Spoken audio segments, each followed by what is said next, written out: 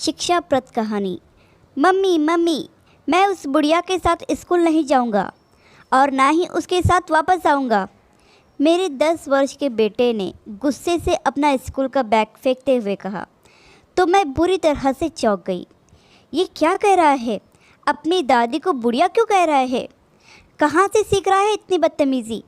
मैं सोच रही थी कि बगल के कमरे से उसके चाचा बाहर निकले और पूछा, क्या हुआ बेटा?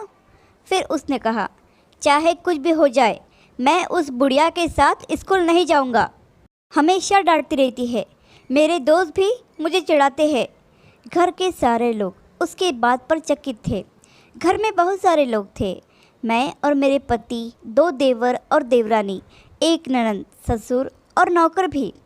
फिर भी मेरे बेटे को स्कूल छोड़ने और लाने की जिम्मेदारी उसके दादी की थी।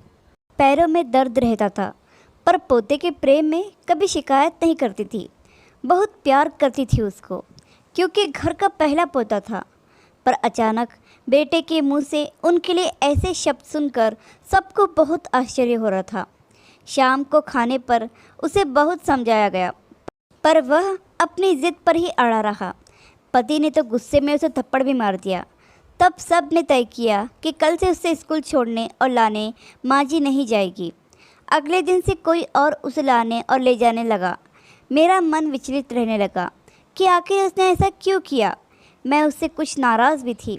शाम का समय था, मैंने दूध गर्म किया और बेटे को देने के लिए ढूंढने लगी। मैं छत पर पहुंची। बेटे के मुंह से मेरे बारे में बात करते सुनकर मेरे पैर ठिठक गए। मैं छुपकर उसकी बातें सुनने लगी।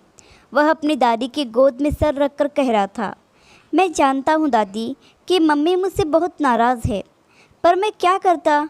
इतनी ज़्यादा गर्मी में भी वो आपको मुझे लेने के लिए भेज देते थे। आपके पैरों में भी तो दर्द रहता है।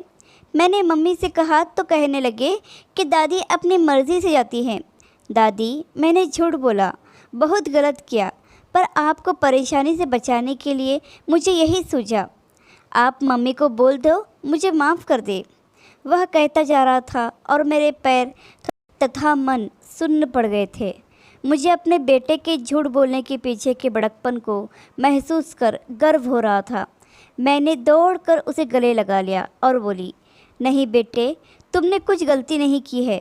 हम सभी पढ़े लिखे नासमझों को समझाने का यही तरीका था। धन्यवाद बेटा। अगर हम अपने घर के बड़े बुज़ुर्गों की इज़्ज़त करेंगे, उनके बारे में सोचेंगे, तो ही हमारे बच्चे भी उनकी इज़्ज़त करेंगे और उनके बारे में सोचेंगे। आशा करती हूँ कि कहानी आपको पसंद आई होगी। इस पर आपकी क्या राय है हमें कमेंट करके ज़रूर बताइए। कहानी पसंद आई हो तो लाइक ज़रूर कीजिए, ज़्यादा से ज़्यादा शेयर कीजिए। कहानी सुनने के लिए आपका बहुत बहुत धन्यवाद।